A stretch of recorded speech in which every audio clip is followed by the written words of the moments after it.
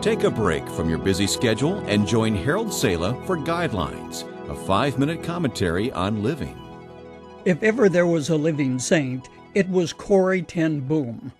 Should you ever have the opportunity of visiting Amsterdam, take the train from Central Station for a 20-minute ride to Haarlem, a delightful Dutch town. Walk past the city square, and just off this, past the old church where Corrie's nephew was the organist. There you will find a watch shop, made famous by the movie The Hiding Place. Here lived a Dutch family, committed Christians when World War II broke out.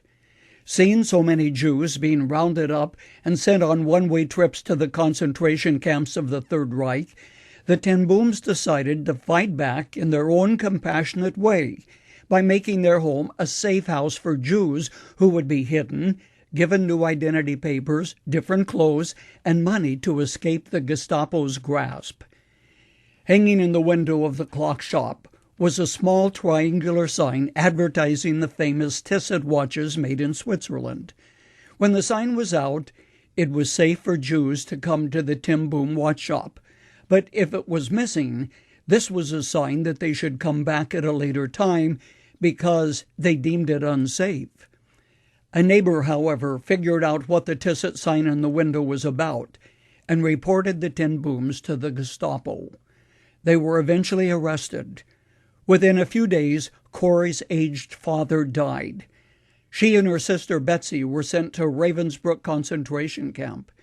There Betsy died, and a week before Corrie was scheduled for execution, through an administrative fluke she was released. God had spared her life. After the devastating war ended, Corrie went back to Germany as an ambassador of goodwill, and wherever she went, she stressed the importance of forgiveness. One evening, however, her message of reconciliation was put to the test. Having just spoken in a bombed-out church, she was standing in front greeting people when walking down the aisle was a man she recognized, one of the guards who had been at Ravensbrück, who had cruelly whacked the women on the buttocks as he drove them to the showers when they first arrived there. He was wearing an old brown topcoat and carried a hat in his hand. But when she saw him, in her mind's eye, she envisioned the skull and the crossed bones on the visored cap of the SS guard, and the altogether too familiar blue-gray uniform he had worn. Reaching the front of the church, he extended his hand toward her, saying what a fine message she had brought.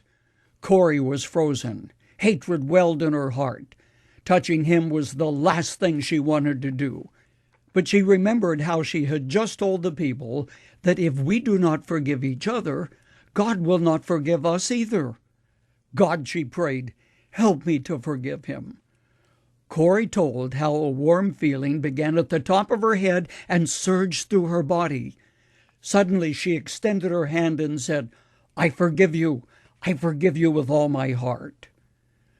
Writing of that experience, she said, forgiveness is not an emotion. Forgiveness is an act of the will, and the will can function regardless of the temperature of the heart. If Corrie ten Boom could forgive someone like that, cannot God help you to do the same thing with the one who has offended you? The very act of forgiveness, though, involves both the offended as well as the offender. Jesus taught that both the offended and the offender are to reach out toward the other in resolving conflict. It's God's answer.